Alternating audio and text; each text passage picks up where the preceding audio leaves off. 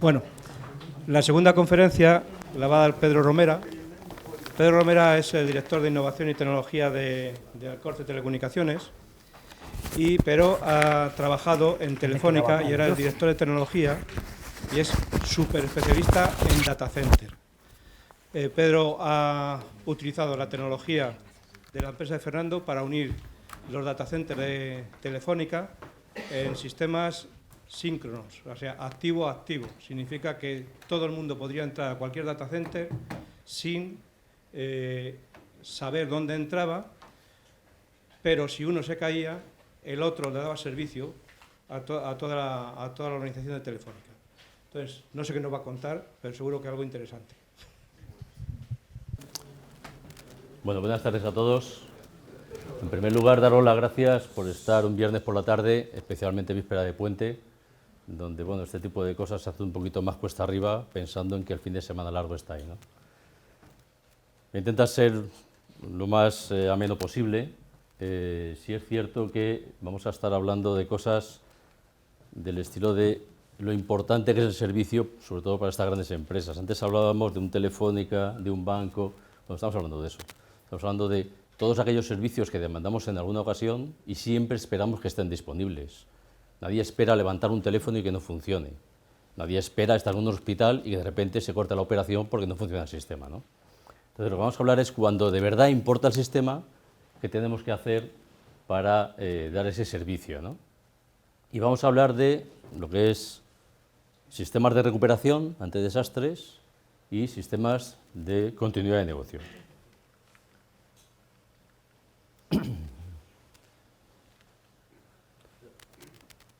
Básicamente la agenda que vamos a recorrer es un poquito hablar por qué es importante el servicio, luego nos centraremos en el BRS o la recuperación de sistemas y dentro de la recuperación de sistemas vamos a ver qué deberíamos tener para recuperar un sistema, ¿no?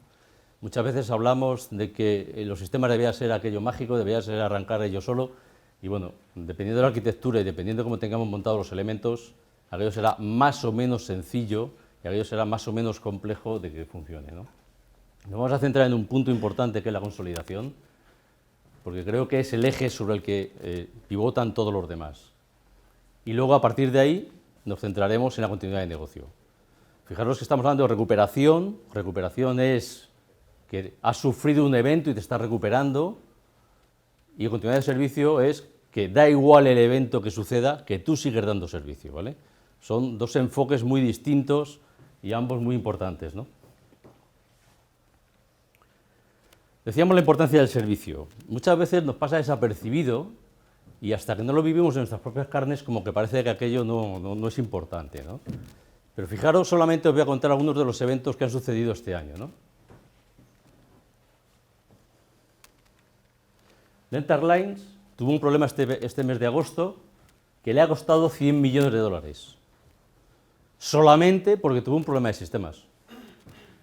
Solamente porque durante 3 días de agosto no fue capaz de tener coordinados todos sus vuelos. Bueno, pues eso le ha costado 100 millones de dólares a alguien como Delta Airlines.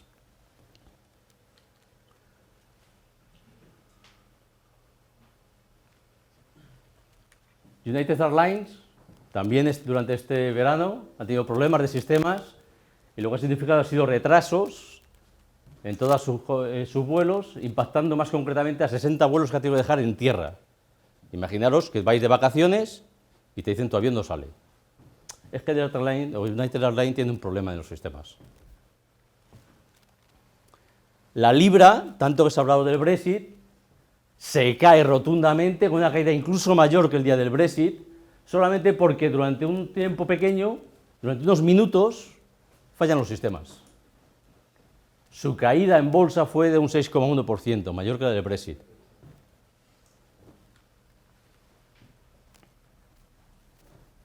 El aeropuerto JFK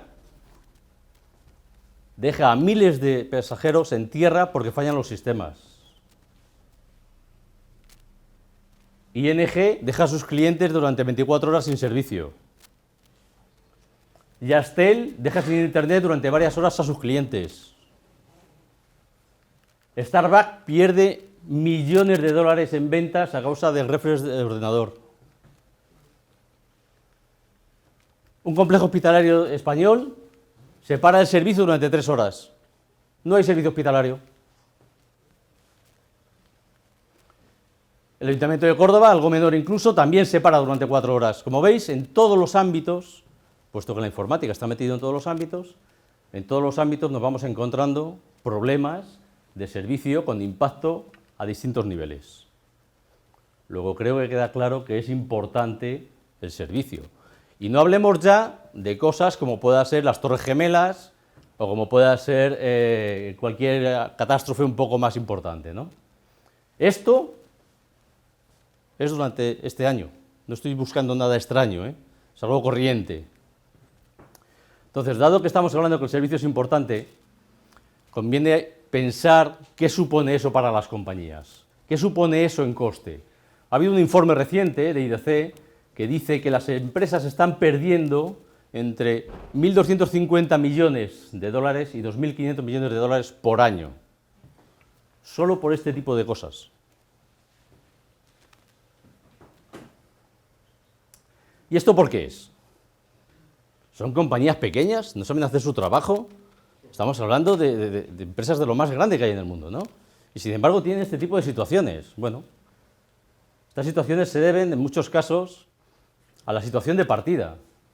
La situación de partida es que nos encontramos con aplicaciones instaladas en máquinas con una fuerte competencia de recursos.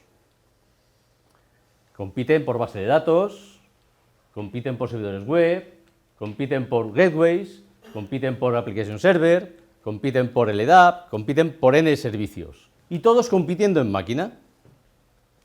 Pero también nos encontramos con que además en una máquina, hemos comprado una máquina que es un poquito gorda, le hemos metido varias aplicaciones juntas y ahora compiten entre ellas también. ¿Qué quiere decir esto? Que cuando una aplicación de repente tiene un problema, y ese problema puede venir porque la base de datos está saturada, porque un índice está con problemas, porque se ha llenado un file system, porque hay lentitud en las comunicaciones, porque estamos teniendo un ataque, porque se ha ido la luz, por 1000 cosas, ¿vale? Entonces, cuando una aplicación empieza a tener un problema, afecta a las demás.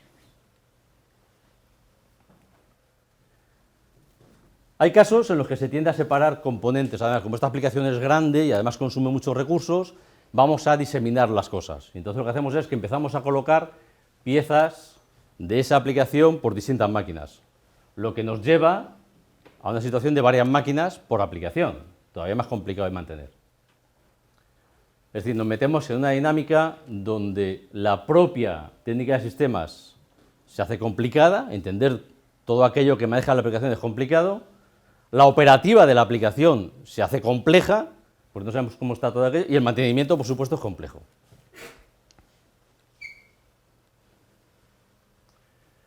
La probabilidad, efectivamente, de que tengamos cualquier problema en cualquiera de los elementos es alta.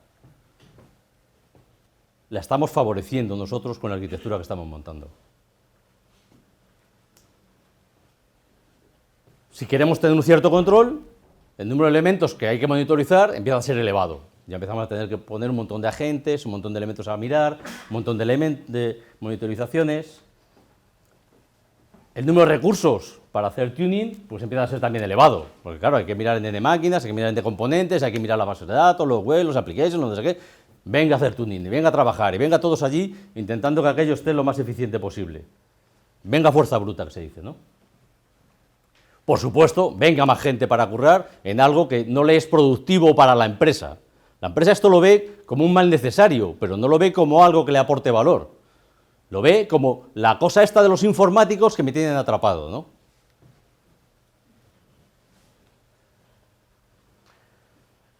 En definitiva, la cantidad de infraestructura que yo tengo que controlar es muy elevada. Estamos hablando de empresas que tienen miles de servidores y hay que controlar eso. Empresas que tienen centenares de aplicaciones y hay que controlar todo aquello.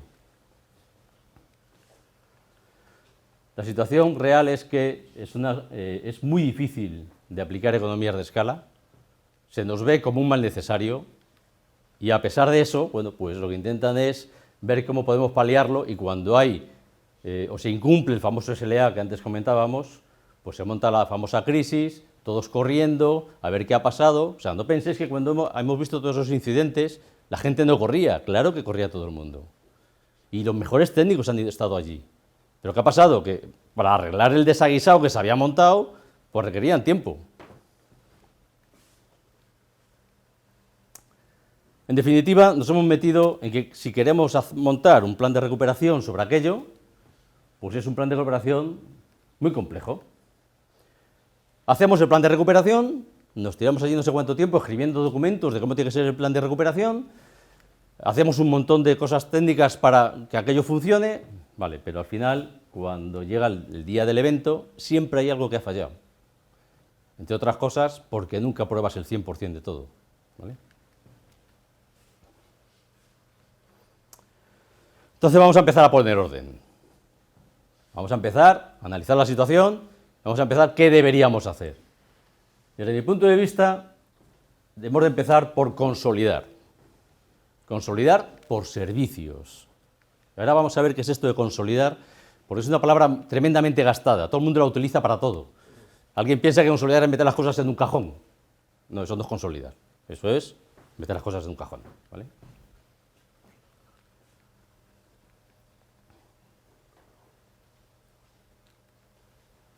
Bien, la consolidación por servicios, a mi modo de ver, debe ser la línea estratégica de las arquitecturas.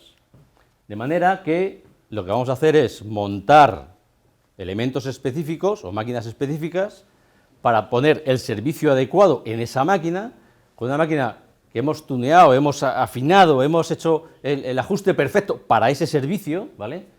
Y por lo tanto va a permitir tener procedimientos adecuados para ese servicio, va a permitir que el conocimiento de nuestros técnicos sea el mejor, porque es ese servicio solamente. Vamos a estandarizar procedimientos y formas de uso.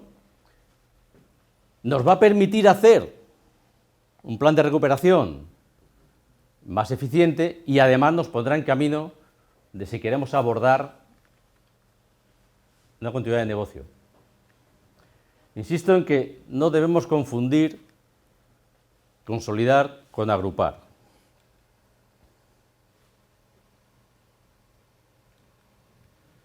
Consolidar no es meter n instancias de un sistema operativo en un VMware, no. Queda muy bonito esto de virtualizar, además lo metemos todo en la misma caja, mira qué bien, ahora tengo 18 sistemas operativos en esta caja, eso no es consolidar, es lo de meterlo en el cajón, ¿vale? Virtualizado si queréis, pero es meterlo en el cajón.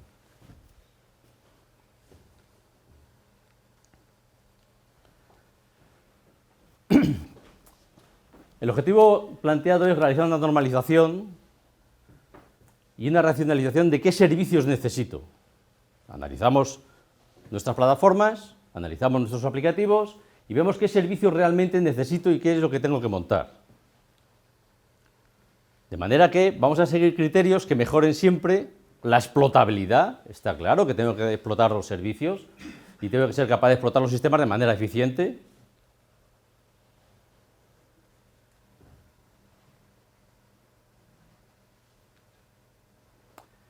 La disponibilidad de las aplicaciones, faltaría más. No podemos caminar en una consolidación sin pensar en la disponibilidad.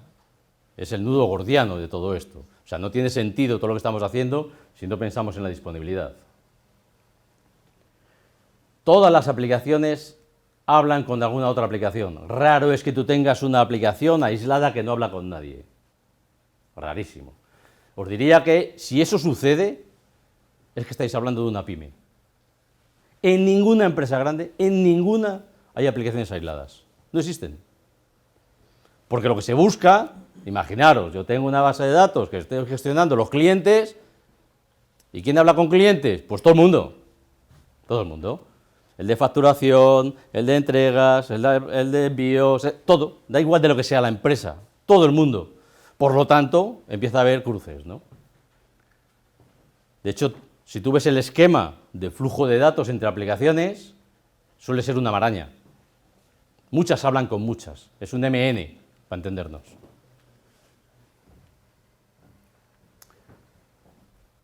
Siempre tenemos que tener en la cabeza reducir el número de máquinas físicas y lógicas. O sea, esto no es que porque tengo más máquinas físicas o tengo más máquinas lógicas soy más importante, no. Esto que os decía antes de que estas empresas tienen miles de servidores, y cuando digo miles, hay algunas que rondan los 10.000 servidores, ¿vale? Parece que es que fuese una competición a ver quién tiene más. No se trata de esto. Cuando estamos consolidando hay que buscar justo lo contrario.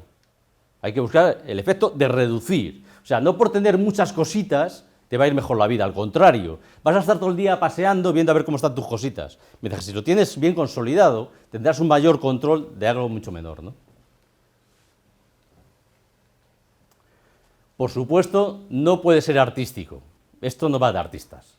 Esto no va de fulanito que es muy listo y que se lo sabe no sé qué, que le tenemos en aquel rincón y que además maneja no sé qué como nadie. Ya, pero es que el día que no está o se ha puesto enfermo hemos muerto todos. Hay que industrializar. Esto va de que todo sea industrializable, de que pueda aplicarlo fulanito que está en el rincón o el que está en el otro lado, o el que acabamos de contratar.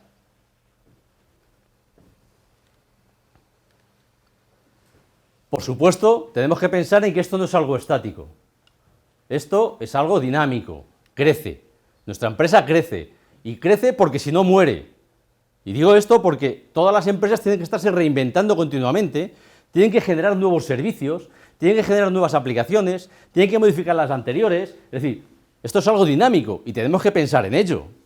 No vale decir, no, ¿sabes qué? Que esto estaba muy bien hasta hace 5 meses, ahora como estamos aplicando no sé qué nueva aplicación, pues ya fíjate, ya no funciona. No, no, tenemos que pensar siempre en ello, ¿vale? Por supuesto, siempre tenemos que pensar una reutilización ordenada de los recursos. Tampoco vale decir, ahora cojo y lo tiro, ¿no? Hay que romper la idea de las máquinas de una aplicación. No existen. No hay máquinas de una aplicación. No tiene por qué importarnos dónde está la aplicación. Tenemos que saber qué servicios demanda la aplicación, no las máquinas de una aplicación, porque hoy estarán en una, mañana en otra y pasarán en otra. Da igual. Tenemos que pensar en modo servicio. Nuestra clase tiene que estar orientada a servicios, no a cacharros, ¿vale? En definitiva, lo que buscamos como punto adicional es que todas las aplicaciones soliciten recursos. Cuando alguien llega con su aplicación nueva, lo que tiene que decirnos es qué necesita. Pues mira, yo necesito tanta potencia de CPU, tanto de disco, tanto de comunicaciones con el EDAP, tanto para web server, que me diga sus necesidades. Y ya veré yo, que soy el responsable del sistema y el responsable del data center, dónde lo pongo y sobre qué lo pongo. No vale que me digas, no, es que quiero mi máquina. No, olvídate, no existe eso. ¿Y cómo hacemos esto? Pues empezando a categorizar. Es decir, analicemos qué cosas necesitan las aplicaciones, qué elementos necesitan las aplicaciones, y en función de eso vamos a ver qué servicios tenemos que proporcionar. Es evidente, el servicio de base de datos.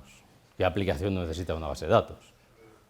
Pero digo servicio de base de datos como servicio de servidores de aplicaciones, como servicio de web, como servicio de EDAP, como servicio de gateways, como servicio de balanceo, etcétera, etcétera, etcétera, ¿vale? Vamos a analizar todos los servicios que son necesarios en mi empresa y analizo esos servicios que necesito, ¿vale?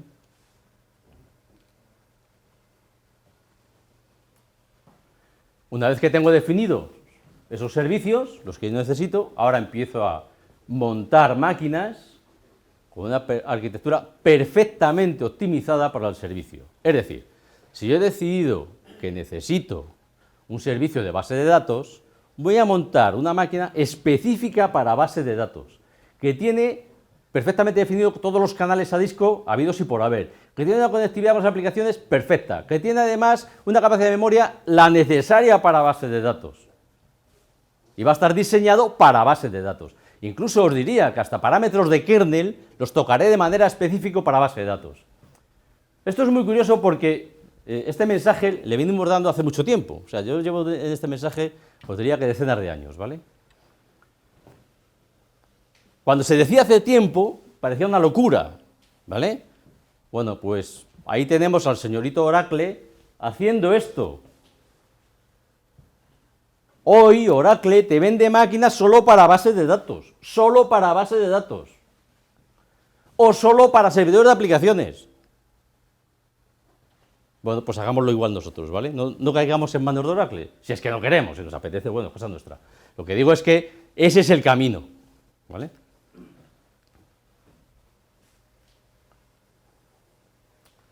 Evidentemente eso nos va a permitir aplicar economías de escala, no vamos a desperdigar todo por todos los sitios, vamos a tener economía de escala, nos va a permitir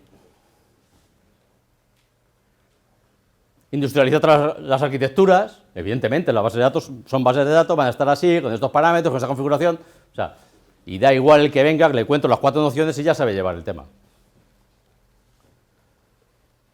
Reducir el número de infraestructuras actuales, ya no necesito tantos miles de máquinas, puedo reducirlo seguro.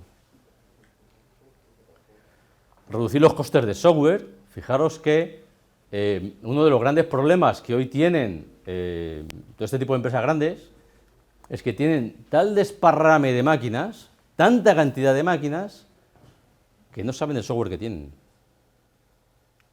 Muchas de ellas no saben el software que tienen. Y aparece la figura de la gestión de activos software como algo fantástico y novedoso para intentar poner orden allí, porque como no saben ni lo que tienen, pues vamos a poner a alguien que se dedique a buscar a ver qué tiene, porque de lo contrario terminarás en una serie de problemas añadidos con que estás sublicenciado, le debes dinero a los proveedores, que además te denuncian, bueno, otro tipo de cosas que no vamos a entrar hoy, ¿no? Por supuesto, si tengo todo industrializado, optimizado y demás, voy a poder elevar el nivel de servicio. Es más, cuando yo detecte que hay una debilidad en alguno de los servicios que ofrezco, lo corregiré y como está estandarizado, ese problema ya no se da nunca más en base de datos, o ese problema no se da nunca más en servidores de aplicaciones, o ese problema no se da nunca más en servidores web, en lo que sea, me da igual, ¿vale?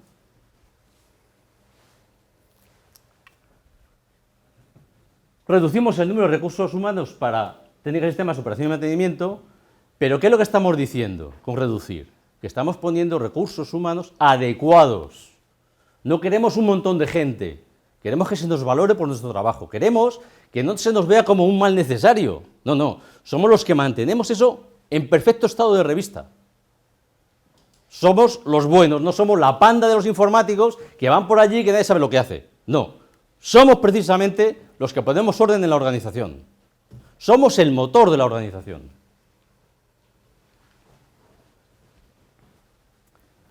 Entre otras cosas, lo que pretende esto es acercar el concepto Unix a lo que tradicionalmente es el concepto mainframe, ¿no? Algo que se venía haciendo durante mucho tiempo en mainframe, ¿por qué se tiene que quedar ahí? Hagámoslo de la misma manera en otros entornos, llámese Unix, Linux o como lo queráis llamar, ¿no? Evidentemente, romper la asociación de una aplicación a una máquina y, en definitiva, racionalizar el mundo Unix, ¿no? Y que todo aquello sea mucho más predecible, que sepamos y podamos de verdad hacer un capacity planning porque estamos viendo cómo están nuestros servicios creciendo, cómo está la relación en función de la demanda del negocio, cómo evoluciona y por lo tanto podemos hacer un capacity planning de verdad y que el capacity planning no sea, pues eso, la bola de cristal, ¿no? Si hacemos todo esto, a mi modo de ver, estamos preparados para el VRS. Ya podemos empezar a pensar de verdad en un VRS.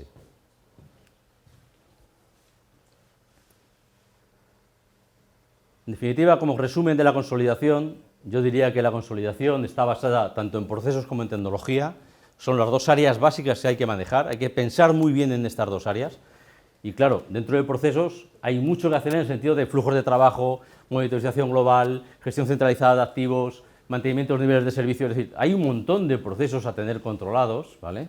Y por supuesto hay que utilizar la tecnología adecuadamente, ¿no? No podemos utilizar la tecnología porque está de moda o porque tengo al fulanito que es el experto de los pelos que me es cojonudo porque viene en pantalón corto, ¿vale?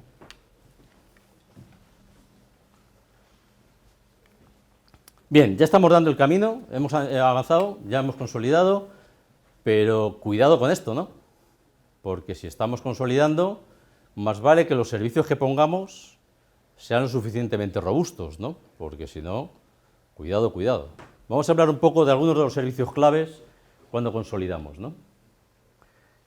Uno de los básicos es la SAN. Al final la SAN sustenta a todos los sistemas, ¿no? La SAN es sobre la que se apoya el resto de arquitecturas, es decir, tener una buena organización de nuestro storage, de cómo está accediéndose a nuestros discos, es fundamental para que todas las demás máquinas tengan un buen comportamiento, ¿no? Me da igual que estemos hablando de mainframe, estemos hablando de Open, o estemos hablando de lo que queráis. La base que lo sustenta es la SAN. Claro, si estamos hablando de que estamos caminando en un BRS, necesitamos al menos 2 Fabric. Por si no tenéis los conceptos, una Fabric es una línea en la que tenemos montada nuestros accesos Fiber Channel a nuestros discos, ¿vale? Y otra Fabric es otro camino, otro path distinto al que también se conectan nuestras máquinas, las mismas, pero por un camino alternativo. De manera que, si falla el camino A, tengo el camino B, ¿vale?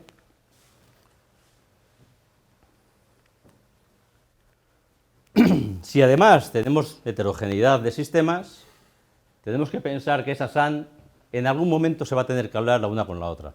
En algún momento se tendrán que hablar el mundo mainframe con el mundo Unix. En algún momento tienen que verse, por lo tanto, pensemos en zonas compartidas.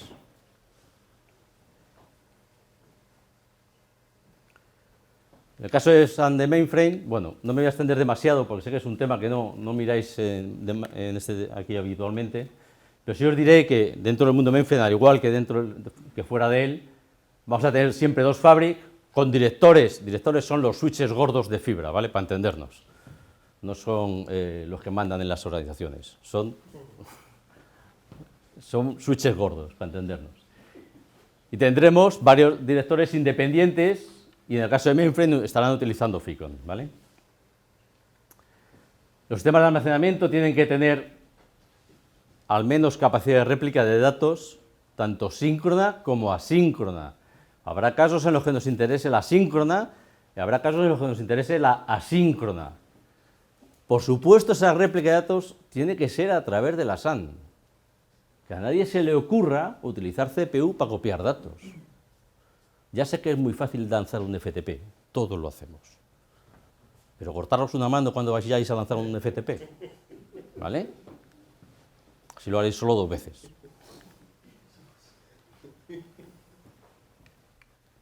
No, en serio, si estamos hablando de muchos gigas, estamos hablando de teras, a nadie se le ocurre un FTP. Pero si tú has crecido y has trabajado toda tu vida con FTPs, el día que te quito el FTP no sabes qué hacer. Ah, no, es que yo venía haciendo FTP, sí, pero es que eran 20 megas. Y ahora que son 20 teras, ¿qué hacemos?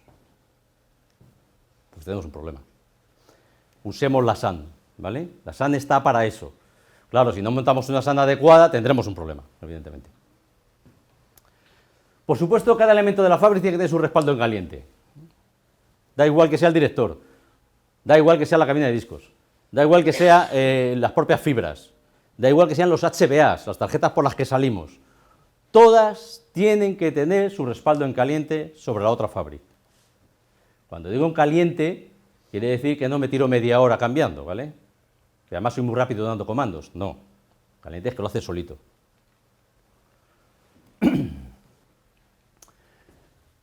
Y además los directores tienen que estar interconectados, permitiendo la posibilidad de hacer cascading. Cascading es cuando tienes varios directores de distinto nivel y tú para llegar a tu destino tienes algún salto entre ellos, ¿vale? Entre los directores. Cuando hablamos de MIRREN me pasa exactamente igual, ¿no?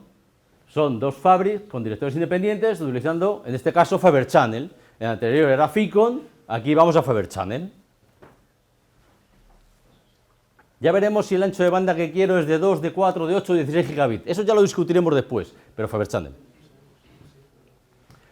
Todos los servidores tendrán acceso a la SAN por al menos 2 HBAs para llegar al mismo almacenamiento y, por supuesto, por ambas fabrics. Es decir, por ambos caminos, ¿vale?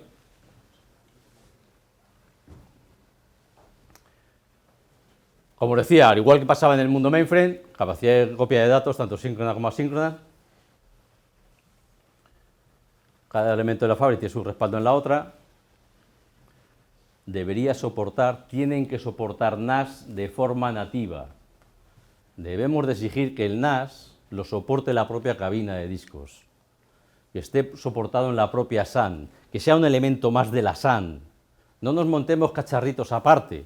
Lo podemos hacer, pero es otro cacharro más, otro servicio más, otra cuestión más que además tendremos que interconectar con la SAN anterior, ¿vale? Luego, debería estar integrado, exijamos que esté integrado.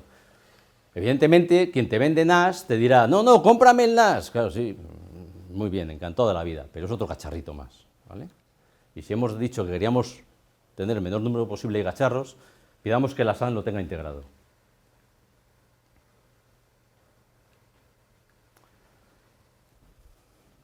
Evidentemente nuestra SAN tiene que soportar arquitecturas de tipo LAN Free Backup, Serverless Backup, es decir, si al final estamos utilizando o necesitando hacer backup, porque siempre vamos a necesitar hacer backup, lo queramos o no, intentemos que la información se dé el menor número de vueltas posible por la instalación.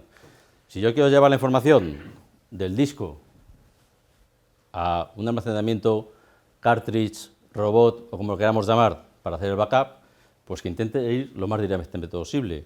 No que vaya por un servidor de medios, del servidor de medios por un servidor, de ese servidor lanzo el backup, desde allí lo lanzo a no sé quién y sale de allí.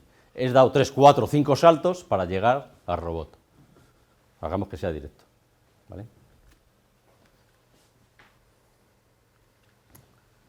Y por supuesto la SAN no puede ser, no, es que está en la SAN que me vende fulanito, el proveedor que sea, no. Si me lo vende fulanito, yo pongo los HBAs que me den la gana y los servidores que me dé la gana. Yo decido la tecnología, vosotros decidís la tecnología. No os caigáis en manos del fabricante que te intenta embaucar para que todo sea suyo, pues seréis esclavos suyos. Bueno, ya hemos hablado de la SAN y hemos puesto algunas pinceladas de cosas que necesita la SAN. Vamos a hablar de clustering. Muchas veces el tema de clustering está mal entendido. Alguien piensa que ponga un clúster en su vida y será feliz.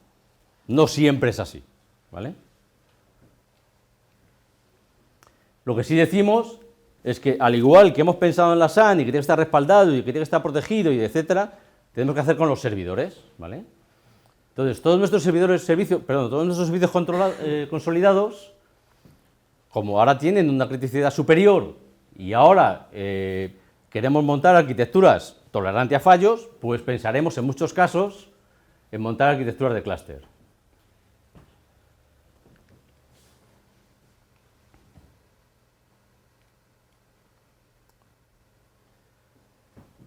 Nuevamente en el mundo mainframe no me voy a extender demasiado, pero sí que os digo que la arquitectura clúster de mainframe es la más evolucionada del mercado, no hay nada en el mundo que se le parezca a la arquitectura clúster de mainframe, es lo que se llama la arquitectura tipo flash.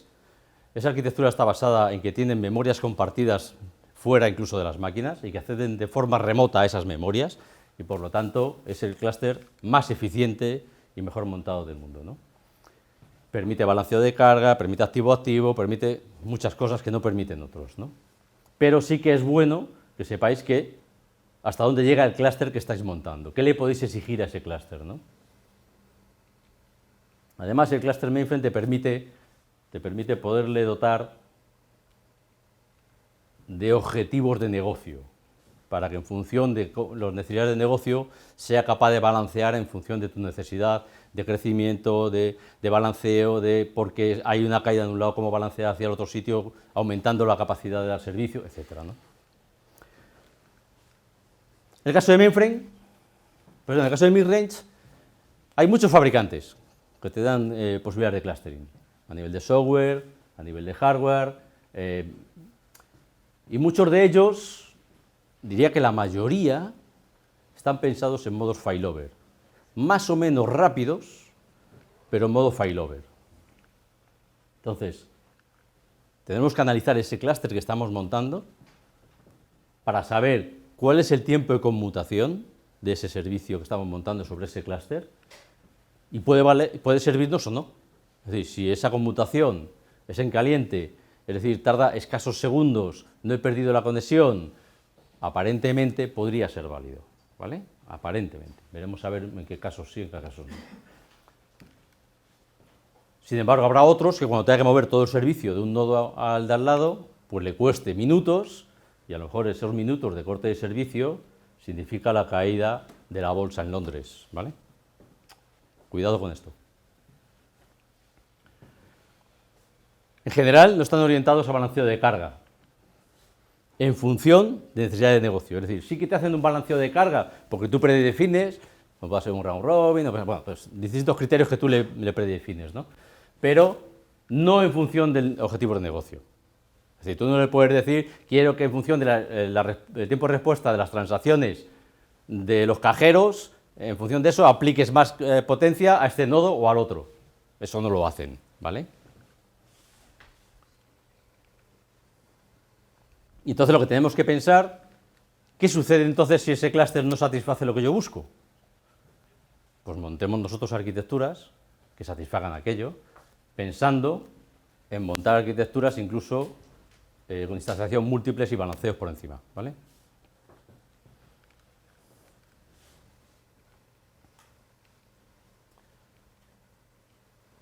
Pues poner un poco de ilustración en el tema, básicamente.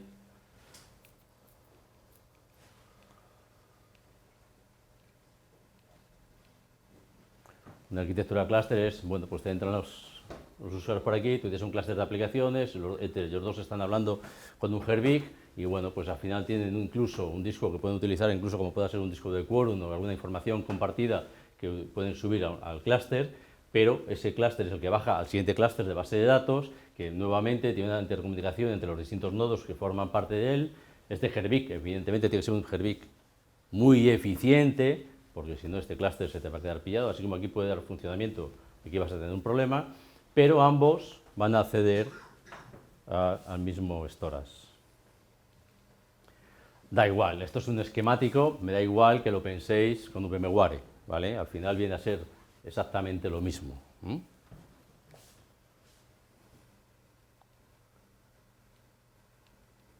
Cuando hablamos de arquitectura balanceada,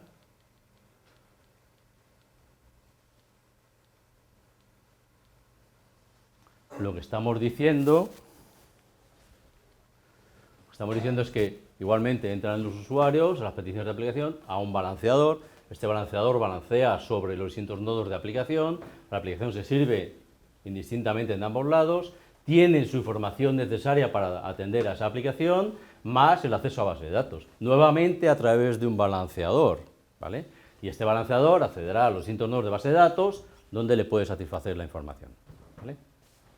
Nuevamente lo mismo se puede montar también utilizando arquitecturas de VMware, ¿eh? O sea, pongo el ejemplo de VMware porque tradicionalmente parece ser que esto es algo sofisticado, no sé qué, y bueno, pues cuando vamos incluso a entornos que puedan estar dentro de un entorno hasta cercano a Microsoft o cosas más pequeñas, pues también podemos montar ejemplos semejantes, ¿eh? Si os fijáis, aquí hay un problema. Yo estoy accediendo de forma balanceada a la aplicación tiene sus datos, accedo a la base de datos, tengo dos nodos de base de datos, pero cada uno tiene sus datos. Pero si yo realmente lo que quería era acceder a la base de datos de clientes, ¿dónde están los datos de los clientes? ¿En los dos lados? Puedo hacerlo, ¿eh? Pero si hago eso, aquí falta algo, ¿vale? Faltaría una conectividad intermedia que me garantice que esa información está viva en ambos sitios y que puedo acceder además a ambos sitios. Vamos a hablar de data sharing. Data sharing no viene a ser más que eso, compartir los datos entre n sitios.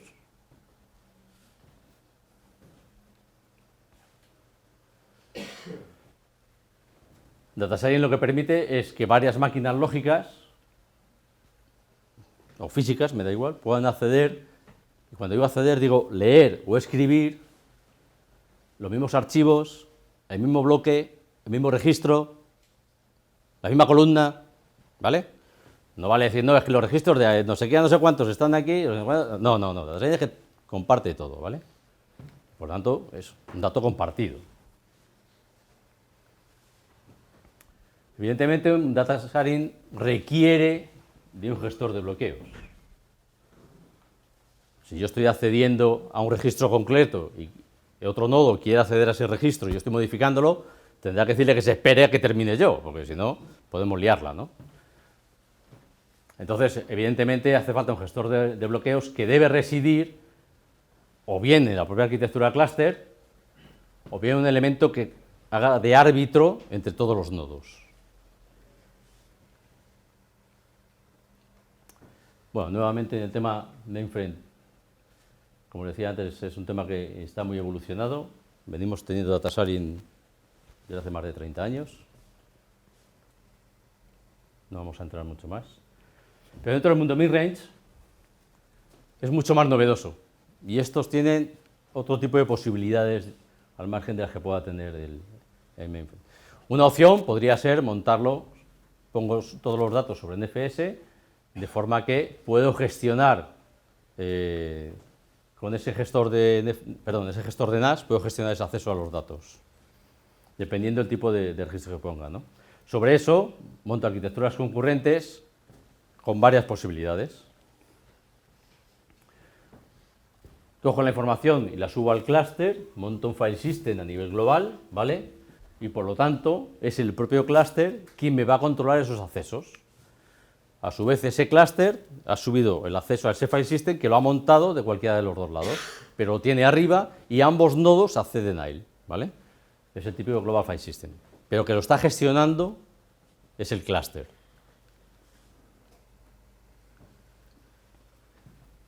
Pero también podemos hacerlos a través de la SAN. Hay elementos específicos, hay fabricantes que te venden elementos específicos para la SAN justo para gestionar este tipo de cosas, ¿vale? Y podemos montar algún elemento intermedio que te gestione todo el almacenamiento y te haga esa gestión de bloqueos, ¿vale?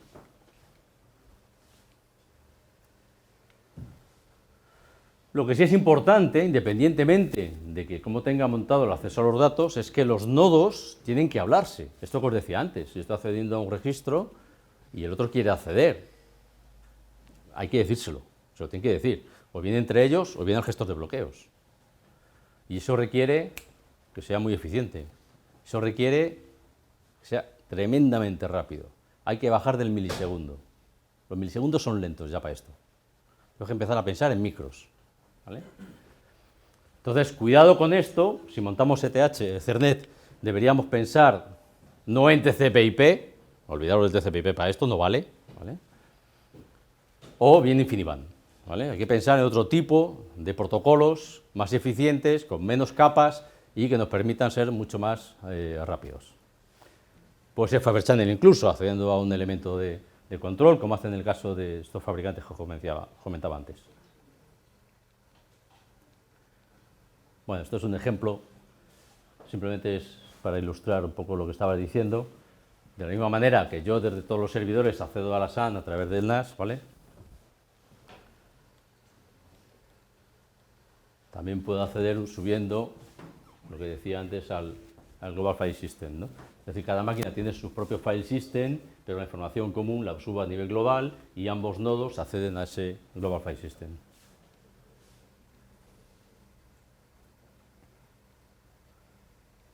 Bueno, pensemos en BRS. Cuando hablamos de recuperación ante desastres,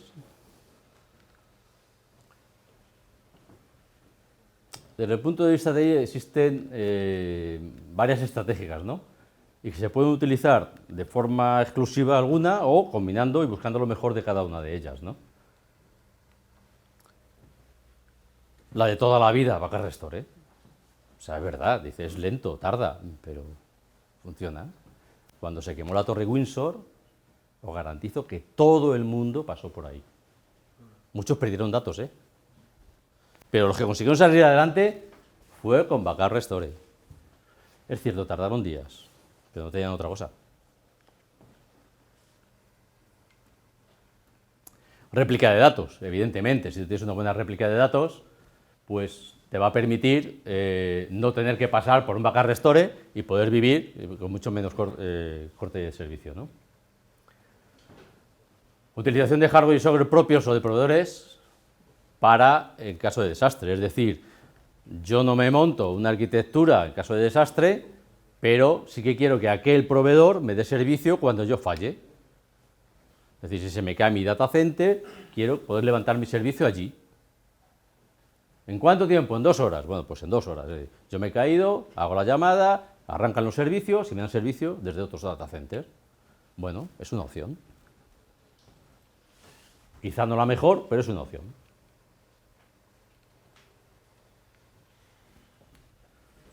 arquitecturas de clustering y data science con al menos 2 ubicaciones, no podemos decir que tenemos una buena recuperación ante desastres si en cuanto hay un incendio en una sala ya me he caído, si en cuanto hay una inundación me he caído, si en cuanto hay un corte eléctrico ya me he caído, pues vaya una recuperación. ¿Y cuánto tardas? No, espera, esto ahora para mañana está.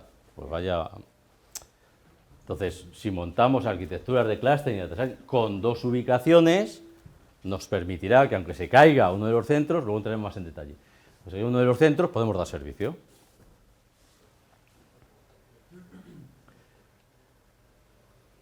Es verdad que os han estado contando muchas cosas del WDM hasta ahora, ¿vale? Yo voy a insistir, básicamente en la parte que nos aporta a nosotros el WDM en cuanto a recuperación ante desastres. Es decir, cuando hablamos de la conectividad entre 2 data centers, como lo que estamos haciendo es réplica de datos, utilización de data sharing, enviando información, no podemos hacerlo utilizando mecanismos, como decíamos antes, TCP/IP y demás. Necesitamos tener los data centers interconectados. Y para eso necesitamos un WDM. Porque, insisto, necesitamos hablar de latencias muy bajas, no de milisegundos, hay que hablar de microsegundos. Evidentemente, hay que pensar qué tipo de WDM necesitamos. Puede que no necesites un WDM, puede que te sirva con un CWDM. Es una cuestión de costes, ¿vale? Pero tienes que ver tus necesidades. Mucha atención a la distancia que tengas, ¿vale? La distancia al final se traduce en latencia. Entonces, dependiendo de la distancia que tú tengas, te va a ser válida o no para tus elementos de interconexión entre los nodos y, por lo tanto, tanto para tu Herbit, tu coupling link, la información que tienen que intercambiar los gestores, etcétera, ¿no? Prohibido, de verdad, prohibido. Montar multiplexación por tiempos sobre multiplexación por longitud de onda. Esto no es más que un quebradero de cabeza. Ya sé que todos los fabricantes de WDM, incluso Fibernet, venden de esto, pero no se lo compréis. Tenéis que montar multiplexación por longitud de onda, ¿vale? Porque es lo que de verdad necesitáis. Seguro que el fabricante de turno os dirá, ya, pero si es que si metemos multiplicación de tiempos, te puedo bajar el coste, no sé qué. Ya, pero te estás metiendo en un jardín que lo vas a sufrir durante años, ¿vale? Suele dar problemas con los trunkings, suele dar problemas con ciertos tipos de protocolos, suele dar problemas de latencia adicional. Por favor, no lo montéis. Y además, mucha atención con la distancia. Si la distancia está por encima de los 50 kilómetros, olvidaros del activo-activo, no existe.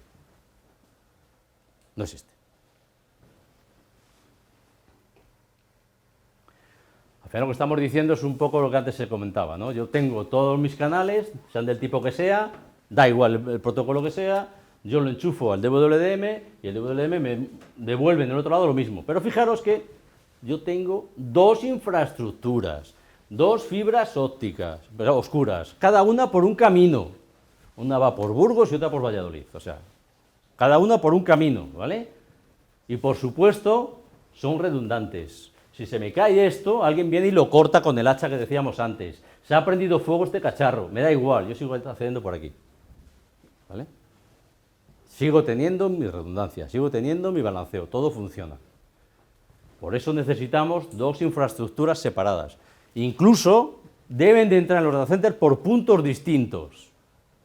Porque, claro, es muy habitual el contratar 2 fibras oscuras y te las enchufan en el data center por el mismo PTR, por el mismo punto de entrada, ¿vale? Claro, cuando tienes un problema en el punto de entrada, dices, pues vaya leche que hemos montado. O sea, tienen que entrar por 2 sitios diferentes a los data centers, no para que entren por el mismo. En definitiva, lo que decimos es, bueno, puede que haya alguna cosa que tenga específica en algún data center, porque en ese data center tengo, además de tener los servicios que tengo repartidos o replicados y demás, tengo allí pues una sala de no sé qué. Bueno, puede que haya algo adicional, pero todo lo demás tiene que ser idéntico en los 2 lados, ¿vale?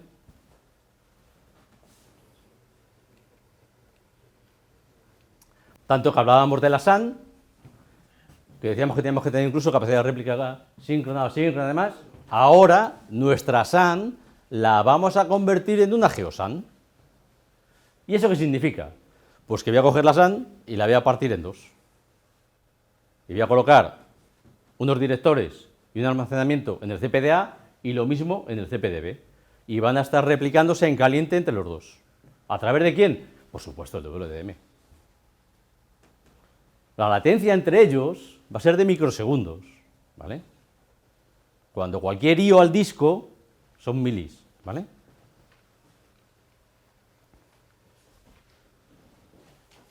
Típicamente, pues una distancia de unos 20 kilómetros, estaremos hablando en torno a los 200 y pico microsegundos. Un IO a disco, por muy eficiente que sea el disco, va a estar rondando el 1 o 2 milisegundos. Estamos hablando de al menos un orden de magnitud, ¿vale?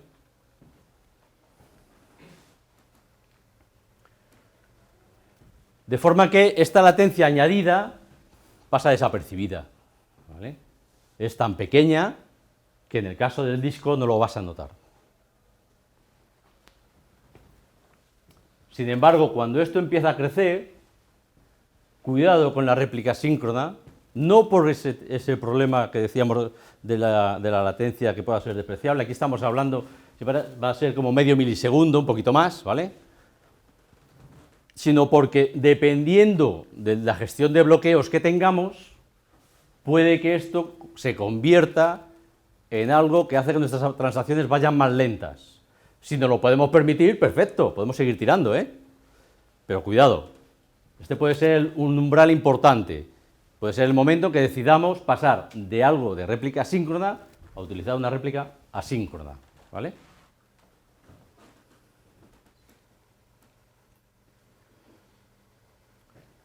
¿Y qué le pedimos a nuestra Geosan? Por supuesto, dos fabrics independientes, ya las teníamos en la SAN, pues por la Geosan, con más motivo. ISLs y zonas separadas, tanto ISLs como zonas tienen que tener caminos independientes.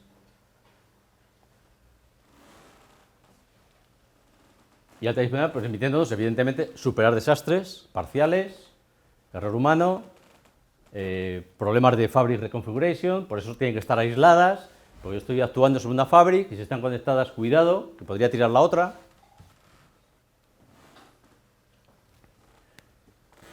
Poder hacer mantenimientos de microcódigo, tanto si son disruptivos como si no, porque muchas veces te dice el fabricante, no, el mantenimiento de los directores es siempre en caliente. Y es verdad. Pero como tengas mucha actividad en ese director, mueres. O sea, el director no se cae, ¿eh? Se te cae tu aplicación, o tu base de datos, o qué, y dices, pues vaya leche. Dice, sí, el director se ha mantenido arriba, pero yo lo he sufrido. En definitiva, lo que decimos es eso, ¿no? Este es nuestro juego de directores, ¿vale? Tenemos dos en cada lado y, evidentemente, por dos fabrics diferentes.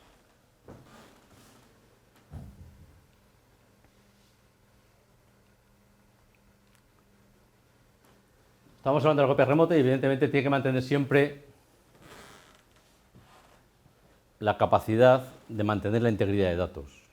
Siempre, ¿vale? Y eso nos lleva a que cuando diseñemos nuestra fábrica y diseñemos nuestros pools de discos, no vale decir, pues hago un grupito con estos discos, otro grupito con este, otro grupito con este, y ahora monto las réplicas.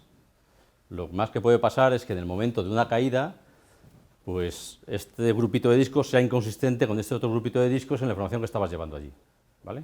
Porque el último paquete de este no ha llegado. De manera que si todo es un paquete, o ha llegado o no ha llegado, pero no te has quedado a mitad camino, ¿vale? No tienes información corrupta, para entendernos. Es típico hacer ese tipo de cosas, arrancar la base de datos y que te cante la base de datos diciendo los datos están corruptos. Y yo, joder, pero si tenía copia de datos, tenía réplica de datos, ¿cómo que están corruptos? Habitualmente motivado por la Geosan. Como os decía antes, la realización de este tipo de copias se pueden utilizar de muchas maneras, pero vayamos siempre a que se hace por hardware, ¿vale? Siempre. No gastéis un ciclo de CPU en hacer una copia.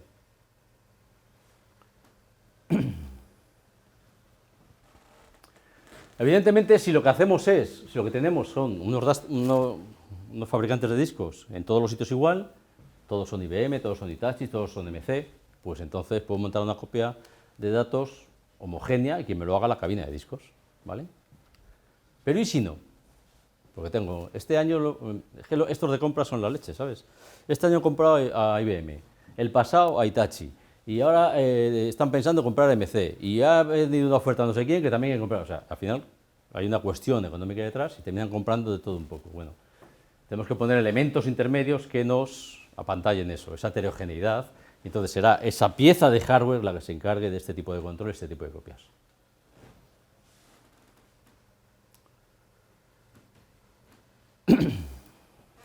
Bueno, como decía, el tema del software no lo usemos. Y como decía antes, ¿no? Las copias por software, aparte de generar mucho más flujo de datos, hay problemas de latencias adicionales, puede haber problemas de rendimiento, puede haber problemas de corrupciones, etcétera, etcétera, etcétera, ¿no? Aparte del consumo, ¿eh?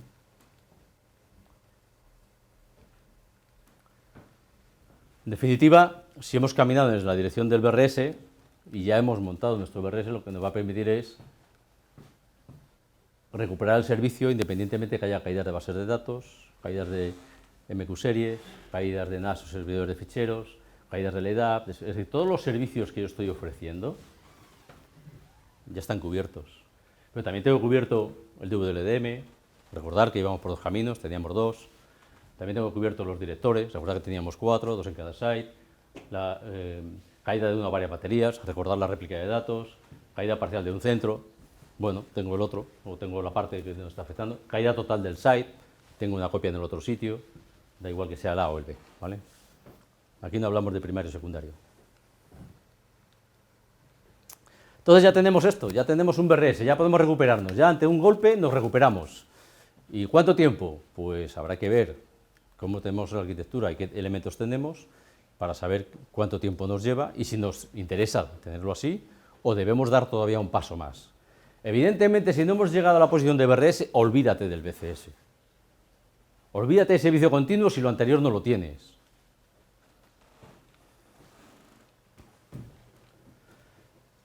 ¿Qué es BCS? Bueno, pues si os metéis, como antes, como decíamos, en Wikipedia, vais a encontrar unas cuantas definiciones. Hay definiciones abundantes sobre qué es la continuidad de negocio, pero a mí la que más me gusta es la del journal, ¿no? Que es el que te permite soportar y dar servicio a tus clientes antes, durante y después del evento. Es decir, tu cliente no se ha enterado de nada. Eso es BCS.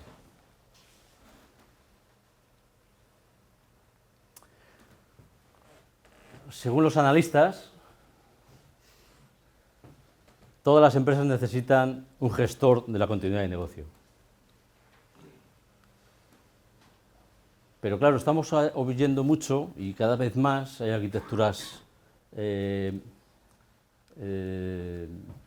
donde no tenemos el hardware nosotros o no tenemos el software, es decir, estamos hablando de IaaS, estamos hablando de PaaS, estamos hablando de SaaS, es decir, donde al final es un tercero el que me suministra o bien el hardware, o bien el software, o bien las dos cosas, es decir, dependemos de alguien, ¿no? Bueno, pues esto también está evolucionando, es decir, lo que hablamos de Disaster Recovery y Business Continuity está evolucionando hacia un DRS as a Service, ¿vale? Es decir, también se va a dar ese servicio según los analistas.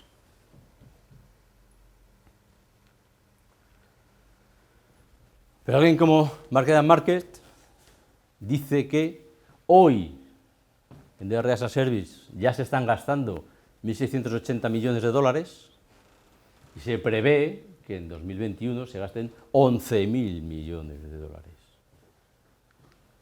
Luego parece que la cosa va en esa dirección.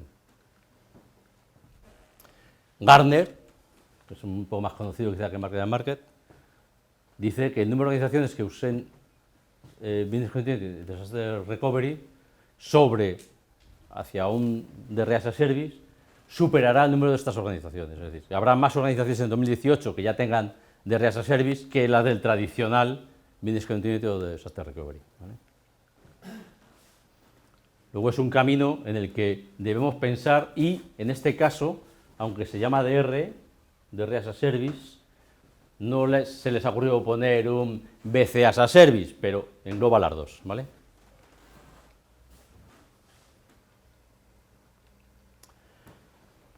¿Y por qué vamos a ir a un BCS? ¿Por qué queremos caminar hacia continuidad de servicio en nuestra organización? Pues muchas veces porque te lo exige el regulador. Como os decía antes, a nadie le permiten levantar el teléfono y que no funcione. O porque necesitamos una resistencia a caídas, o porque tengo que cumplir con una auditoría. Es decir, puede haber N razones, incluso de negocio, ¿no? Porque mi negocio depende cada vez más de las TI. Si yo estoy gestionando la bolsa, si se cae, ¿qué hacemos? Nadie te accede a la bolsa.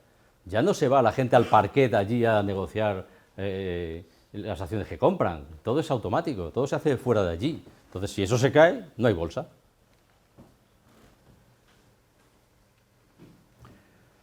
Por supuesto, todos los negocios online, cuidado porque no solamente es que yo me caiga, es que puedo tener ataques, virus, otro tipo de cosas. Antes hablábamos de negación de servicio, por supuesto, está al orden del día. De hecho, hace poco se ha visto en televisión, o sea, es algo que pasa todos los días, ¿no? Pero al final nos da una ventaja competitiva, ¿no? Hace que nuestro negocio sea más fiable, hace que no tengamos caídas, hace que el ING tenga que decir que se ha caído y mi banco no, ¿vale? O sea, ese tipo de cosas, ¿no? Y yo cada vez que accedo a mi banco siempre funciona, siempre, no tengo esa duda. Pues a la hora de elegir banco a lo mejor me lo pienso, ¿no?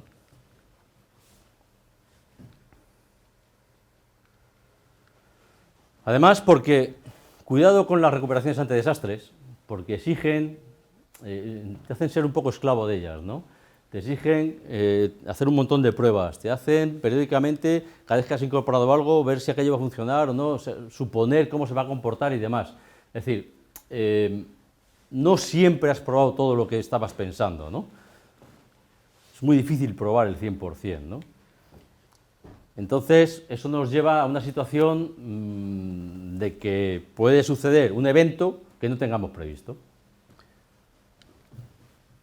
Además, los desastres no tienen por qué ser siempre totales, muchas veces son parciales, simplemente una gotera y genera que cae el agua encima de un servidor y ese servidor se te va, ya está, no tiene por qué ser.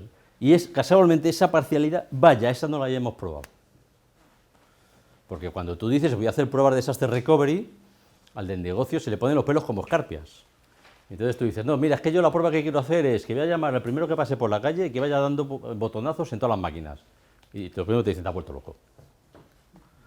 Pero claro, si no pruebas eso, el día que tienes la gotera en la máquina, ¿qué pasa? Dicen, no, vamos a hacer una prueba con una parada ordenada. Dicen, nos ha tocado la nariz, vaya a la prueba. Las goteras no son ordenadas.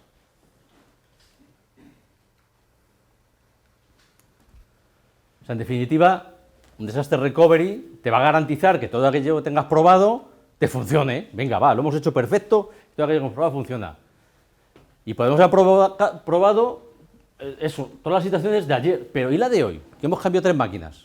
¿Funciona? Vaya, sé que hicimos la prueba ayer y hoy ya hemos cambiado algo. ¿Funcionará lo que hemos cambiado? No sabemos.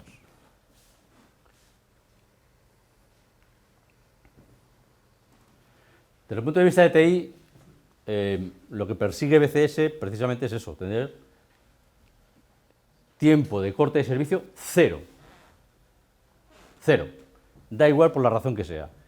Sea incendio, terremoto, me da igual. O sea, no me cuenten la película que ha pasado, que aquí no pasa nada. ¿Vale? Eso es BCS. Por supuesto, hay que diseñar toda la arquitectura pensando en BCS, a partir de que ya teníamos CBRS, si no, olvidaros. Y por supuesto hay que trabajar con la compañía para que sus propios BCP lo simplifiquen, porque si el sistema va a estar siempre arriba, para ellos es mucho más fácil.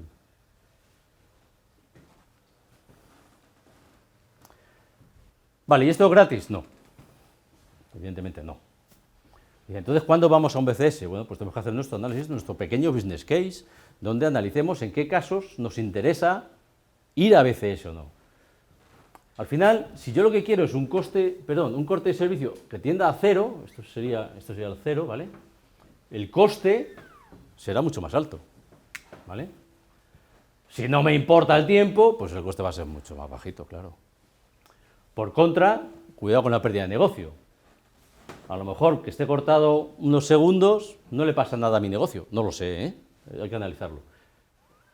Dependiendo de esa pérdida, me importa más o me importa menos. Y tenemos que buscar el equilibrio donde se cruzan estas dos. Ese es el momento en que necesitas BCS. Ese BCS es el que necesitas, el que te permite llegar o cumplir con tu necesidad.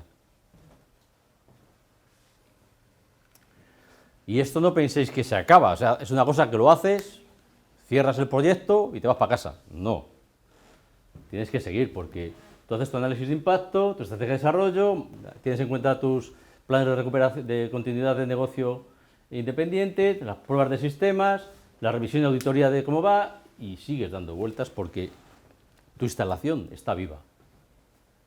Y más vale que tengas controlado todo el entorno.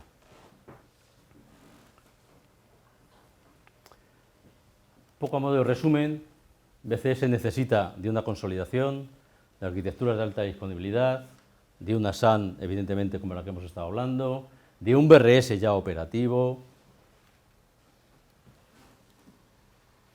de una resistencia operacional y sobre todo eso construimos nuestro BCS, ¿vale? Sobre todo esto es con lo que vamos a trabajar. Si nos falta alguna pata, no pensemos en BCS. Si no tengo una arquitectura de alta disponibilidad, olvídate de pensar en BCS. Primero construye aquello y luego ya piensas en BCS.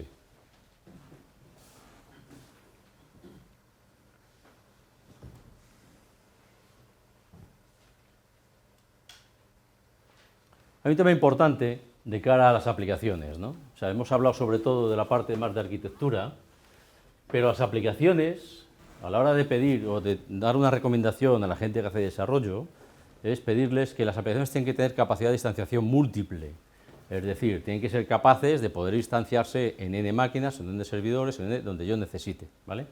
Que ya yo, como técnico de sistemas, decidiré dónde lo instancio y cuánto lo instancio, porque no todas las aplicaciones se comportan igual. Pero la propia aplicación tiene que tener esa capacidad de instanciación múltiple, ¿vale? Y por supuesto, en desarrollo también tenemos que pedir, cuando tengan conexiones, bien sea a base de datos o entre otras aplicaciones, que ese tipo de conexiones sean estables, ¿vale? O sea, bien con pool de conexiones, bien, bueno, otro tipo de...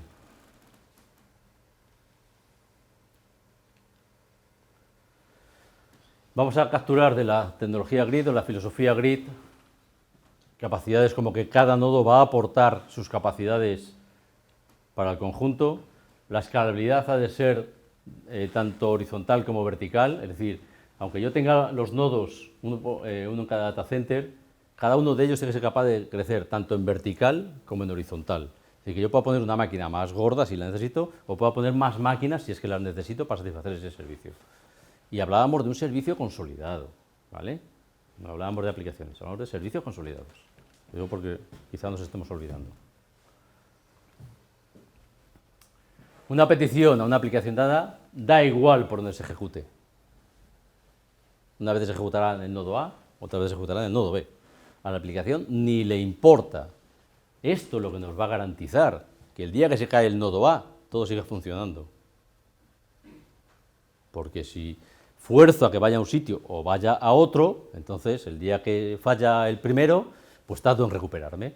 Mientras que si es un activo de verdad, da igual donde llegue la aplicación, donde llegue la petición.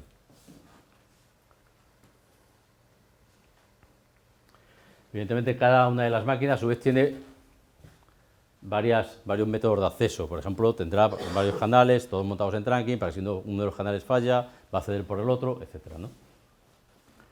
O sea, vamos a huir medidas de failover. Estamos en BCS, ya no estamos en BRS, ¿eh? Ahora estamos en BCS. Es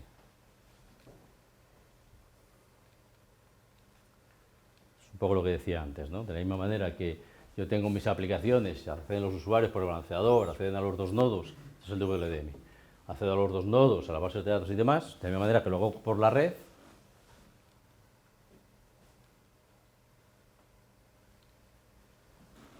pasa lo mismo no solamente con la red, sino también con la GeoSAN, ¿vale?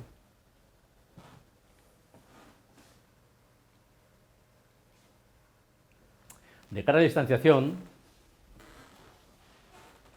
todos los elementos de la aplicación tienen que ser capaces de distanciarse. La instanciación de la base de datos tiene que ser que la propia base de datos soporte la instanciación. Por eso decía antes que tenemos que pedir que sean instanciables. En el caso de base de datos, ejemplo RAC. Si estamos hablando de Oracle, pues un RAC, donde montaremos un nodo de RAC en cada site. Es cierto que llegará Oracle y os dirá, no, mejor 2 en cada uno. Bueno, pero con 1 en cada sitio es suficiente. Cuidado con instanciar a mano. Nada recomendable. Por mucho que tengas el procedimiento escrito, por mucho que le digas a la gente que la aplicación Pepe se instancia de esta manera, siempre llegará el creativo, donde para ahorrarse no sé cuánto tiempo se habrá copiado no sé en qué sitio y cuando deje que instancie se lo copia, toca 4 cositas y dice, ya instanciado. Y seguramente lo haga bien. Pero algún día que no viene o algún día que tiene un error o que nos equivoca, no sé qué, pensamos que esa instancia está exactamente igual y no lo está. Y el día que falla no sé qué, esa instancia falla. Entonces, instanciar siempre con herramientas que te garanticen que las instancias son idénticas. De manera que si hay que tocar algo en las instancias de la aplicación, tocas, despliegas y todas iguales otra vez.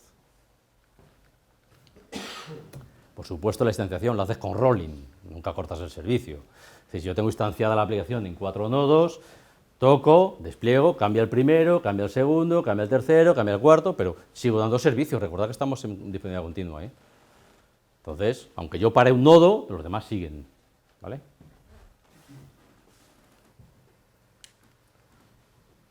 Bueno, entonces ya lo hemos contado.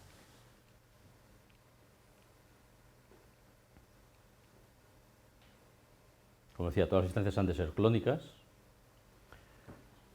y la caída de una máquina solo va a afectar a las instancias que viven en esa máquina, exclusivamente, todas las demás siguen dando servicio. Bueno, no pasa nada. Nos llamarán, que hay una alerta, la máquina fulanita se ha caído, no sé qué. Pues espera, me tomo el café y ahora voy, o sea, no hay prisa, sabemos que todo está funcionando, y luego después llegamos y hacemos nuestro trabajo tranquilamente. En el caso de BRS, salimos corriendo, dejamos el café a medias, fijaos la diferencia. O sea, BCS es vivir bien, BRS es cuidado con los eventos que nos toca correr, y no tener BRS es no dormir.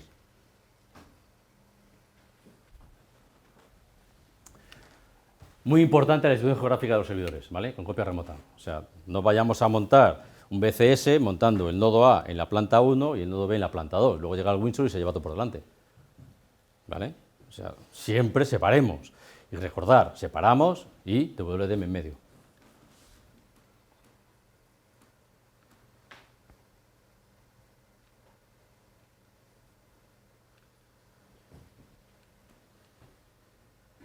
Bueno, esto ya lo hemos comentado, no sé si es cuestión ya de insistir mucho más.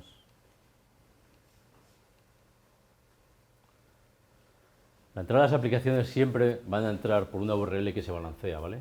Y por lo tanto, como estamos en un modo activo-activo, siempre va a ir una vez a un sitio y otra vez a otro. Me da igual que sea un round robin, me da igual que sea por la que mejor responde, por tiempo de respuesta, el criterio que pongáis, siempre que no sea 0-1, ¿vale? No me pongáis un 0-1, que eso es un recovery. Cuando estemos accediendo al EDAP y estamos necesitando conexiones con el EDAP, las conexiones con el EDAP utilizar siempre pools, porque de lo contrario vamos a fundirlos el EDAP a base de peticiones y se va a convertir en un recurso tremendamente caro y complejo, ¿vale? Lo mismo, la conectividad entre web server y application server, ya sé que hay mucha tentación a que hablen directamente entre ellos, porque está hablando con su vecino, con su primo. Siempre balanceado, siempre balanceado. En el supuesto caso incluso de que tengamos 2 instancias de 2 aplicaciones que se hablan, no vale llamar por dentro de la máquina, prohibido llamarse por dentro de la máquina, porque hoy está en esa máquina, mañana puede estar en cualquier otra. Tú sales a tu balanceo y entras, ¿vale? Eso es lo que te garantiza que vas a poder funcionar, se caiga lo que se caiga. Si empezamos con conexiones internas, no funcionará. En el caso de mainframe, toda la conectividad estará basada, todos los accesos a las aplicaciones estarán balanceados con CISPLES, todos los accesos a las comunicaciones IP estarán siempre dinámicas, siempre con pipa distributed y pipa dinámica. Nunca habrá LEUs fijas, nunca hay conectividad fija, prohibido poner rutas fijas. Por supuesto, si tenemos procesos batch, procesos nocturnos, procesos que hay que ejecutar para sacar el informe de no sé qué o para sacar la consolidación de cuentas o lo que sea que se hace de manera no online, tiene que poderse ejecutar en cualquiera de los servidores diseñados para ese servicio. Y lo lanzamos también de forma balanceada. Yo lanzo contra el servicio que está balanceado y hoy se ejecutará en la máquina A, mañana en la B y pasado en la C, si es que es así. Pero no me preocupo qué máquina está viva. No me importa qué máquina está viva. En definitiva, y como resumen ya, el BCS es algo que se aplica cuando de verdad es importante el servicio. Fijaros que hemos hablado primero de recuperación ante desastres, pero si de verdad te importa el servicio, si de verdad no puedes permitirte el corte, tienes que ir a un BCS. Si no hemos dado el paso, como decíamos al principio de la consolidación, no vais a tener un BCS. Lo más que llegaréis a tener será un desastre recovery. Mejor o peor montado, me da igual, pero un desastre recovery, no otra cosa. Y recordar que un desastre recovery, al final, pues pasas por el golpe. O sea, el golpe te lo has pegado. Recordar el ejemplo del café. Has salido corriendo, el BRS. Un BCS te lo tomabas tranquilamente. Y además un BCS, como decía antes, a la compañía le puede dar prestigio. Lo que empieza siendo un desastre se puede convertir incluso para un éxito, porque da confianza a tus competidores. Imaginaros el ejemplo de las gemelas o de la Torre Windsor y tuvieses tu BCS montado. Es que presumes delante de la prensa y delante de todo el mundo diciendo, mira el Windsor cómo se ha caído, yo estaba allí, pero cero corte de servicio. Tus clientes te adoran y los competidores se mueren de envidia, te lo garantizo. Bueno, simplemente lo que pretendía es dar una pincelada a todo esto. Muchas gracias a todos. No sé si habrá preguntas.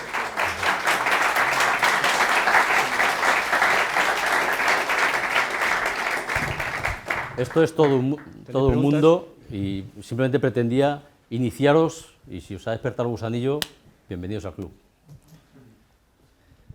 ¿Preguntas? ¿No tenéis preguntas?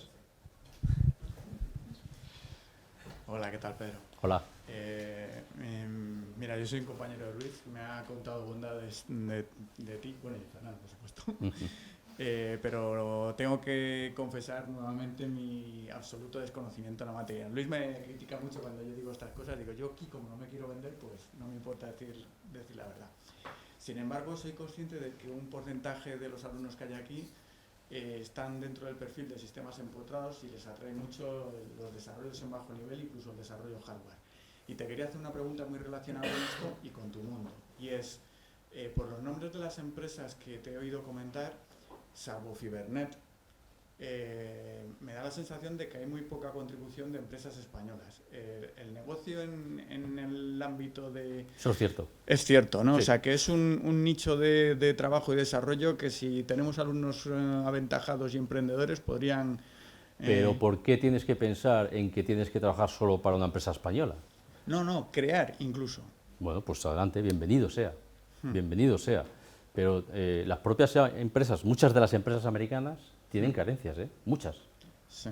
Lo que digo es que también se es un puede... nicho de trabajo entonces Claro, que podría aprovecharse. Claro, que también puedes decir, pues termino trabajando en no sé qué empresa, aunque trabajes aquí. Vale, perfecto. O sea, muchas de estas empresas americanas tienen desarrollo, estamos hablando de software base, software de bajo nivel, tienen ese tipo de desarrollos descentralizados. Y lo que tú tienes es un compromiso. Yo he trabajado en compañías alemanas y americanas, también en el otro lado, ¿no? Entonces, lo que tiene es una serie de contratos donde tú tienes que cumplir unos periodos de entrega y te dicen, tienes que hacer tal módulo, tal pieza o tal no sé qué. Y entonces tienes que entregarlo con unos criterios de calidad y tienes que entregarlo en las fechas convenidas. Y tú te organizas la vida. Evidentemente, si no cumples tus objetivos, pues te dirán que allí no pintan nada, ¿no? Pero sí que se trabaja también de esa manera, ¿eh? Vale, perfecto. ¿Una pregunta más? Yo sí que he preguntado sobre cuando has comentado las pruebas. Cuando has comentado las pruebas, entiendo que son pruebas en real. Claro. O hay un sistema replicado. No, lo que se suele hacer habitualmente es cuando estás montando un desastre recovery, lo primero que haces son pruebas en un entorno pequeño. Normalmente utilizas el entorno de desarrollo, utilizas el entorno de pruebas de aplicaciones, es decir, un poco para hacer manos. Cuando ya ves que aquello está coherente, ya lo aplicas a todo el resto de producción. Y es como os decía, cuando llegas al área de negocio y le dices que queremos hacer pruebas, ¿para cuándo me dais fecha? Y entonces empiezan a buscar en el calendario y te buscarán aquella fecha, Semana Santa, es una fecha típica, ¿no? Donde todo el mundo se va, el negocio está menos usado y te dicen, pues Semana Santa, el Viernes Santo por la noche. Y dices, bueno, vale, pues me ha tocado. Pero cuando le dices que además quieres hacer pruebas agresivas, es cuando ya todo el mundo empieza a decirte que te has vuelto loco, que no sé qué, te piden el plan de pruebas y te dicen, no, mira, pues te dejo que apagues no sé qué, que apagues no sé cuánto y como mucho tal. Y haces las pruebas que te dejan. Cuando si quieres hacer de verdad unas pruebas de disaster recovery, lo que debes hacer es precisamente hacer el bestia, es decir, lo que te decía, llegar allí sin saber nada y liarte a dar botones o apagar disyuntores, eso es lo que deberías hacer. Eso, el primero que chilla es el de los discos, porque te va a decir, ya, pero es que cuando hagas eso me vas a tirar discos, va a haber que cambiar HDAs, etcétera, etcétera, ¿no? Entonces, difícilmente vas a poder hacer una prueba suficientemente real en un disaster recovery, porque no vas a probar todo. Mientras que cuando hablamos de BCS, es justo lo contrario, porque como tú estás dando siempre disponibilidad continua, y pagarás una máquina y no le pasa nada, paras no sé qué y no le pasa nada, has cambiado los discos y no pasa nada, tiras el data center y no pasa nada, hablas con el tío que tiene que manejar la electricidad y dice, oye, que tengo pruebas de no sé qué, que hay que cambiar a los disyuntores, pues cámbialos, como si los cambias en mitad del día, no pasa nada. Entonces, en ese caso, convences ya a tu organización y el día que dices, queremos hacer una prueba, bueno, pues no sé, hazla luego cuando arranque el batch, pero que, a ver, tenlo controlado, bueno, pues vale. Y las pruebas de BCS se hacen con 4 gatos, es decir, el responsable de cada tecnología y poco más. Las pruebas de disaster recovery llamas a todo el mundo a filas. El equipo completo de técnica de sistemas allí metido y los de operación allí metidos, porque no vaya a ser que se rompa algo. O sea, insisto, en el disaster recovery haces que el tiempo de corte sea el menor posible, pero todos corriendo cuando surge el evento, porque no sabes lo que has probado. En BCS vives bien. ¿Vale? Mira, yo tengo una duda. Por ejemplo, yo como casi titulada... ¿Cómo? Perdón, no te oigo bien. Yo como casi titulada, ¿por dónde me recomendarías o me aconsejarías poder empezar en este sector? Porque como has dicho, las empresas son extranjeras, ¿no? No, a ver, cuando decíamos esto, decíamos en la parte, yo he entendido que era más en la parte de software base, desarrollo de software base. Pero si lo que quieres es iniciar el camino en el tema de disaster recovery, en el tema de business continuity, lo que te recomiendo es que inicies el camino en técnica de sistemas, pero con este tipo de filosofías y aprendiendo bien cómo funciona un clúster, cómo funciona un balanceo, cómo funciona los Herbig, cómo funciona un WDM, ese tipo de tecnología que es la que para ti va a ser fundamental a la hora de montar este tipo de arquitecturas. O sea, es muy habitual que cuando tú llegas a un data center o a una instalación y le quieres montar una alta disponibilidad de verdad, un activo-activo de verdad, en más de una ocasión te dicen, no, yo ya tengo activo-activo. Y dices, sí, y cuando se te cayó no sé qué, entonces no, es que tardamos poco, pero tal, no sé qué. Te empiezan a dar excusas, ¿no? Y cuando empiezas a ver cómo está montada la arquitectura, ves que no tienen nada. Y cuando tú le empiezas a hablar de WDM, empiezas a hablar de cómo tiene que estar sus lambdas, cómo tiene que estar su SAN, cómo tiene que estar tal, te das cuenta de que tiene la cuarta parte de lo que tiene, de lo que decía que tiene.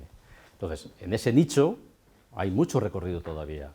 De hecho, fijaros que hay muchas empresas que comentan que el DR as a Service va a crecer. ¿Y por qué va a crecer?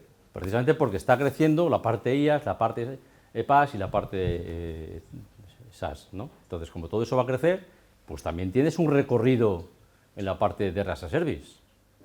¿Vale? O sea, tenéis recorrido. Otra cosa es, evidentemente, que hay que aprender mucho. No es yo salgo de la facultad y ya puedo ir a cualquier sitio a hacer de todo. Que no. O sea, os toca empollar mucho. O sea, yo llevo toda la vida estudiando. Es así. O sea, esto no se acaba según salir de aquí. Hombre, si os queréis acomodar y me he aprendido 4 comandos de Linux o de Unix y tal, y he aprendido a hacer JavaScript y tal, pues te vas a cualquier sitio y te apañas a dar, pero no tienes más valor. Eres el tequi, ya está, pero no tienes más valor. Cuando aportas valor de verdad a la compañía es cuando empiezas a estar en esta dinámica. Pero claro, tiene otro esfuerzo, requiere otro aprendizaje. Yo te quería preguntar, precisamente incidir en esto que estás diciendo. Nuestros titulados salen con una formación básica, estamos intentando, ellos saben que necesitan la formación de posgrado en muchos casos, el tipo de formación que necesitan para ser un Business Continuity Manager pues es compleja, no es fácilmente encontrable. ¿Qué tipo de...? Permíteme un matiz. Sí. El Business Continuity Manager es el gestor Eso. de la continuidad de negocio. Eso es.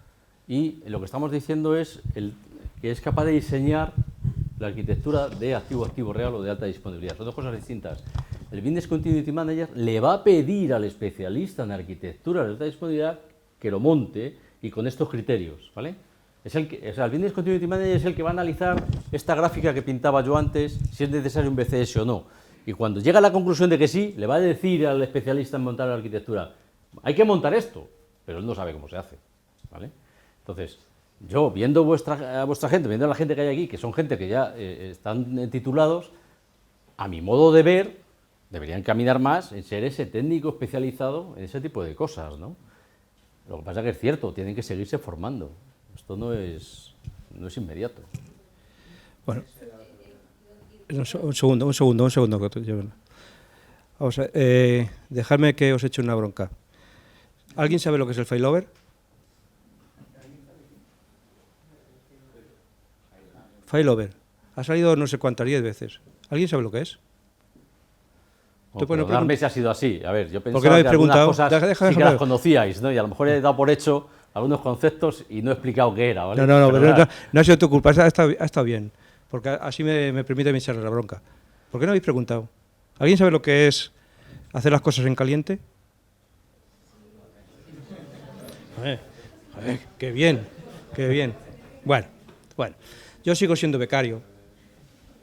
Y me habéis puesto una tesitura entre Fernando y tú. Joder, perdón. Que ahora no sé dónde enviar el currículum y no sé cómo formarme. Todo depende de si lo que te apetece más es desarrollar a muy bajo nivel y hacer cosas a muy bajo nivel, donde seguramente empresas como Fibernet podrías trabajar en esa dirección, pero piensa que no hay tantas empresas como Fibernet, desafortunadamente. O si quieres trabajar en un negocio que parece que cada vez es más necesario, hemos visto la cantidad de caídas que ha habido solamente este año, estamos viendo lo que está pasando en todas las empresas y es algo que va a haber demanda, parece que va a haber más demanda. Bueno, dependiendo de lo que te guste más o te guste menos, yo echaría un currículum a un sitio o a otro. Si lo que te gusta es desarrollar en C a muy bajo nivel y demás, llama a Fernando. Si lo que buscas es aportar valor a una empresa y meterte en otra dinámica de tecnología, pues busca empresas de este tipo, ¿vale? Ahora volvemos sobre eso, déjame que te pregunte. Yo he querido entender que el mundo open es tremendamente difícil en su lío frente al mundo mainframe. ¿Estoy en lo cierto? Pero porque se hacen mal las cosas. ¿Sabéis lo que es el mundo mainframe? No, ahí he asumido que no sabían demasiado y por eso he explicado algunas cosas. Según pasaba por él, lo he pasado muy rápido, ¿vale? El mundo mainframe es la tecnología más evolucionada y más potente que existe en el mercado de TI. Es una tecnología que está tachada habitualmente de que es antigua. Es cierto que nace hace muchísimos años, nace en los 60, pero es que el Unix es contemporáneo, ¿vale? No penséis que es que el Unix ha nacido ayer. Sin embargo, la tecnología mainframe solamente se centra para aquellas grandes instalaciones, tremendamente exigentes, eso sí, y eso hace que si hoy sigue viva es precisamente porque va respondiendo a esas exigencias. También es verdad que cada vez hay menos gente preparada en ese ambiente. ¿Y eso qué está sucediendo? Pues que IBM se está haciendo con todo el mercado y está haciendo que no solamente venda las máquinas y el software, sino que además se quede como nicho único de servicios, ¿vale? Pero eso es una dinámica de empresa que ha tomado IBM, pero es, digamos, el más potente. Sin embargo, dices, si Unix es un desastre, bueno, es un desastre porque no se hacen las cosas pensando como hemos estado hablando. Si tú organizas las cosas, si tú montas tus arquitecturas con esa filosofía, puedes montar arquitecturas muy semejantes a como se montan en mainframe. Es verdad que te va a costar más trabajo, porque en el mainframe tienes todo integradito y todo está evoluciona de forma coherente, ¿no? Pero también puedes hacer algo parecido en el mundo Unix. El otro día cuando preparábamos esta presentación, me hablabas de que los técnicos de mainframe que no se encontraban por menos de 50 años. Bueno, te decía ahora mismo que no hay demasiados técnicos de mainframe, hay pocos. Sí. Como estamos en la universidad, ¿qué debería hacer la universidad bajo tu perspectiva para generar técnicos de mainframe? A mi modo de ver, debería haber un acuerdo, como ya hay en otras universidades, con IBM, ¿no? O sea, creo que la Universidad de Valencia y no sé si alguna más, y fuera de España, os garantizo que hay unas cuantas, por ejemplo en Estados Unidos, que tienen acuerdos con IBM, o en Brasil también lo hay, que tienen acuerdos con IBM donde dan un máster junto con IBM y salen técnicos cualificados para empezar a caminar en el mundo mainframe, ¿vale? Pero meterme en un terreno que es vuestro, es decir, de la universidad, ya no es del alumno, es incluso de la universidad, ¿no? Pero a mi modo de ver, debería ser así. Y yo creo que incluso, no sé, habría que hablar con IBM, pero yo creo que hasta IBM lo vería bien. Mi opinión, ¿eh? Luego, has hablado de términos de consolidar, concentrar, informática silvestrada. ¿Habéis entendido la diferencia entre consolidar y concentrar? Lo he explicado con la caja, ¿eh?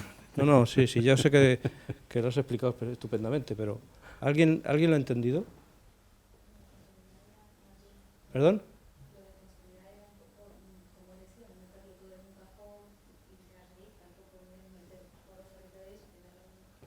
Realmente consolidar es ir al mecanismo del mainframe. Y concentrar es meter todos los sistemas en una única habitación. Eso no tiene nada que ver. Luego, yo creo que toda la tarde te has pasado hablando de una cosa que no sé si ha quedado clara, que es la industrialización de servicios informáticos. ¿Lo habéis entendido todos así?